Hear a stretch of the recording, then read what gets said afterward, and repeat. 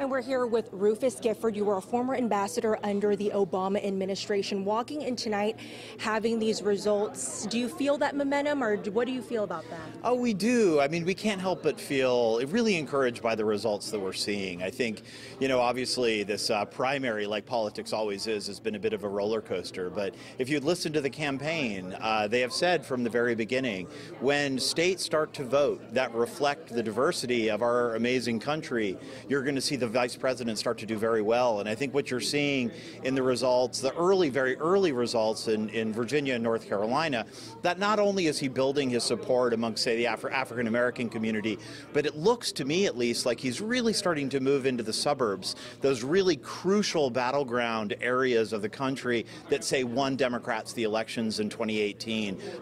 Parts of these states, these critically important states, both purple states, that we need to win in November. So it's great. It's good news for us so far. What about in Massachusetts, where we do see a strong, Bernie Sanders backing? Sure. What do you think about the results here tonight? Well, we'll see. It's still so early. It looks like from exit polls, it looks like a really kind of a three-way tie between Bernie, Elizabeth, and Joe. And look, we'll see what happens. I will tell you that if you had told me a week ago that I would be standing talking to you in Quincy with us potentially going to eke out a victory in Massachusetts, I would have told you were crazy. But look, this does speak, I think, to the momentum that we are seeing in this campaign, that voters across the country have seen the real decency, the real professionalism, and the experience that Joe Biden brings to the table. And I think so many voters, including right here in Massachusetts, see that. And I think that's why we're seeing that surge in support for him. Nervousness when we're seeing the California and Texas results rolling in. Oh, I'm nervous always. I've lived in politics for most of my life, so of course I'm nervous. But you can't win every state tonight. Of course you can't. But I see us.